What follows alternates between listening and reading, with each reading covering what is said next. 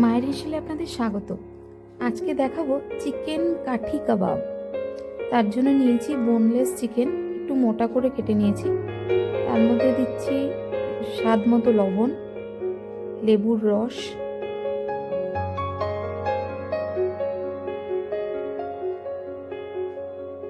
ধনে গুঁড়ো 1 চামচ, 1 চামচ জিরে গুঁড়ো, 1 চামচ ঝাল লঙ্কার গুঁড়ো, 1 চামচ কাশ্মীরি লঙ্কার গুঁড়ো, গরম মশলা গুঁড়ো, আদা বাটা, রসুন বাটা আর 1 টেবিল চামচ মতো টক দই। এবার সব কিছু ভালো করে মিশিয়ে নেব।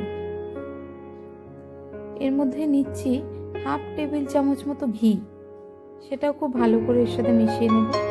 এরপরে একটু চওড়া করে কেটে নেওয়া ক্যাপসিকাম এবং পেঁয়াজ কুচি এর মধ্যে মাখিয়ে নেব, ম্যারিনেট করতে দেব।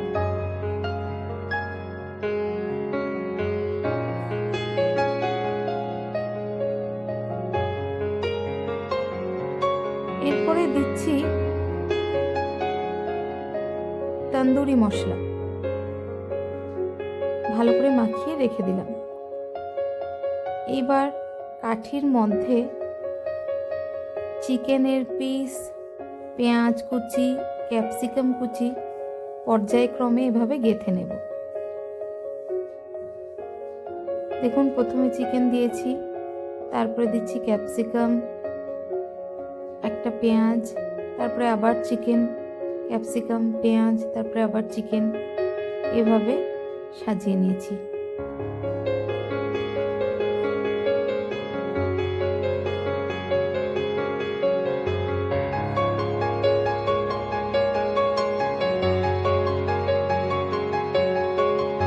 এরপরে বাটার গলিয়ে নিয়ে এর গায়ে বুলিয়ে দিচ্ছি। সমস্ত কাবাবগুলোর গায়ে ভালো করে বাটার বুলিয়ে নেব।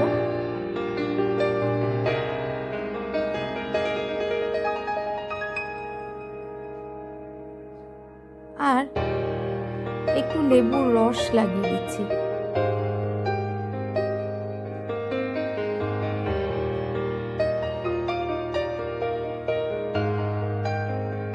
এবার গ্যাসের উপর জালি বসিয়ে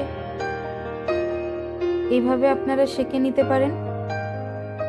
আমার কাছে যে জালিটা আছে সেটা খুব ছোট, সেজন্য সেঁকতে একটু অসুবিধা হচ্ছিল। তাই আমি একটা ননস্টিক তাওয়া নিয়ে তাতে বাটার ব্রাশ করে নিয়েছি। এরপরে তার উপর একে একে কাবাবগুলো বসিয়ে দিচ্ছি।